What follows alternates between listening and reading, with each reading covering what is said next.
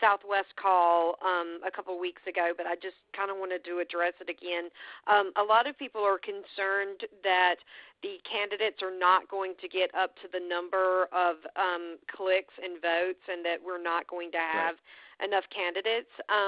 What if that does happen, and I'm not saying it will, I'm sure that we're all hoping that closer to the time it's going to ramp up more and more every day. But if that does happen to happen, what is our plan from that point?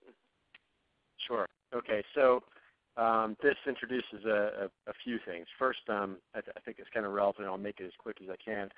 We were speaking about this the other day in the office, and I was getting into an argument with my deputy about this, and he's a big poli-sci guy, and I've never paid any attention to political science in my life. And so we got in this argument, and he's like, I said, people just aren't interested in this at this point. It's too early. And he was like, no, I mean, we're talking about the President of the United States. This is the World Cup. And I said, yeah, exactly. There's a handful of people who get excited about the Year Cup, 4 years before it starts. And that handful of enthusiastic people are, they're crazy about it, nonstop. And they just get even crazier, when you get closer to the World Cup. But most people aren't going to go crazy until it's on the TV in front of them, or a couple days before, and they're buying their jerseys or something like that. And that's kind of the same issue that we have here, I think, with this. We're in a position where people turn on the TV, they're disgusted by what they see. A lot of people still haven't heard about American Select. Our ballot access, it's right on track, but it's deceiving. Here we are, 6 months out or 5 months out, and we have a little more than 6 months out from the general election. And we're on the ballot we're on the ballots in 17 states. It's deceiving.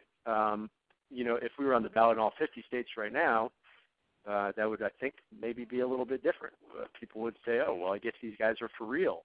But just given the timeline that it takes for people to approve us in these different states, it's very difficult for people to get enthusiastic about this when they really can't understand all of it that goes into it. And the average American has no idea how difficult ballot access is, and really most people still haven't heard about this.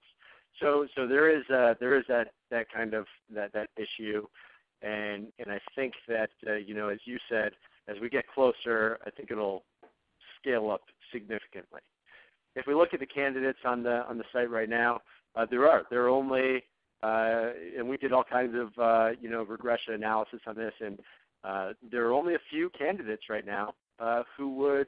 There's like a handful that would pass the mark. And right now, unfortunately, there are no contingently qualified candidates that would pass the 50,000 threshold. So this is something that we've considered before. It's something that we have some contingencies in place for.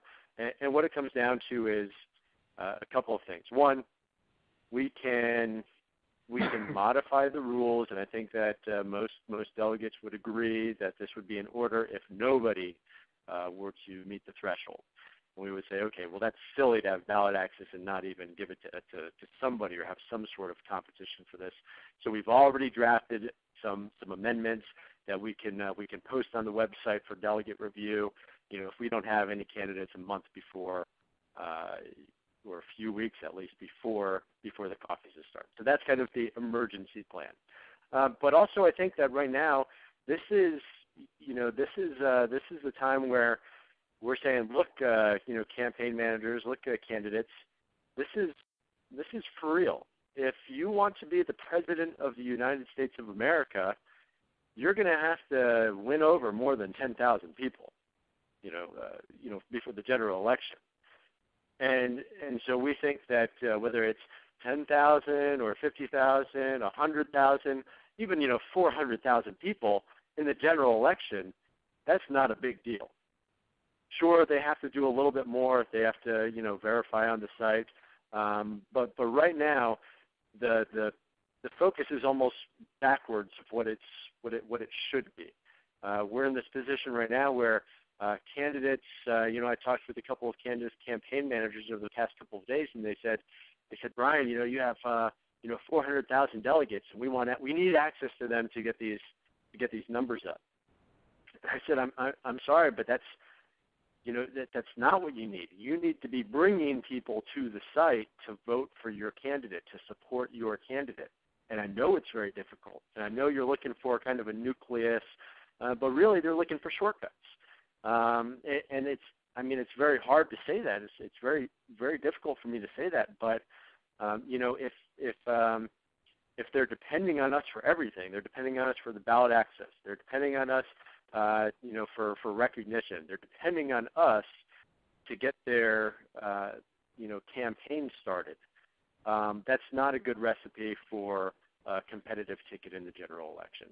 And so what I've been telling these campaign managers and candidates is, look, you have to go out, and unfortunately, the reality of the situation is that campaigns cost money, and they don't have to cost billions of dollars. They don't have to cost tens of millions of dollars, but they're expensive, and you're going to have to.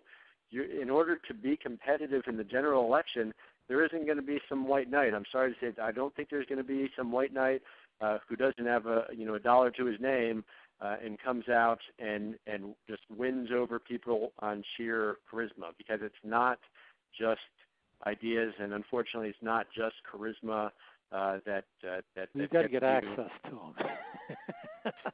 Yeah. No matter how good you are, you got to get access to them. That's where the money comes in. Yeah. Well, I think that was well said. That's again.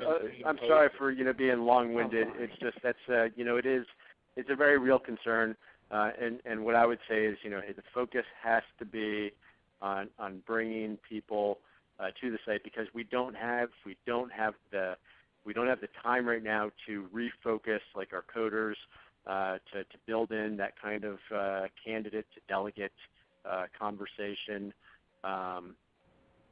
We don't have the time for that, and we're not going to violate the privacy agreements and start pushing out people's email addresses without them knowing.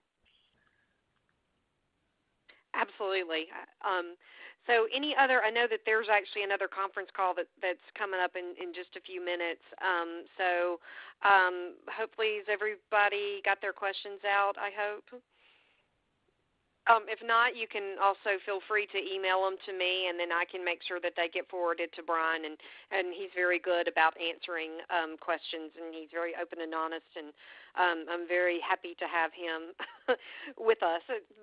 Part of one of the leaders of our group. So, any just last minute thoughts or anything? 1 minute, 30 seconds.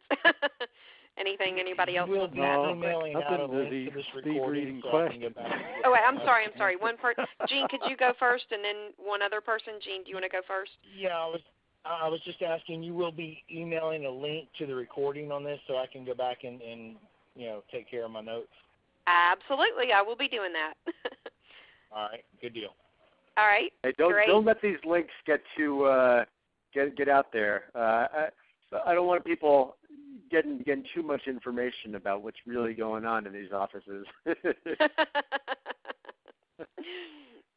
Okay, you could probably find some clips from in there that don't make me sound so great. But no, I'm just kidding. And Jenna, thanks for having me on. And really, I do my best to get back with these emails, and I'll try to be as honest as possible.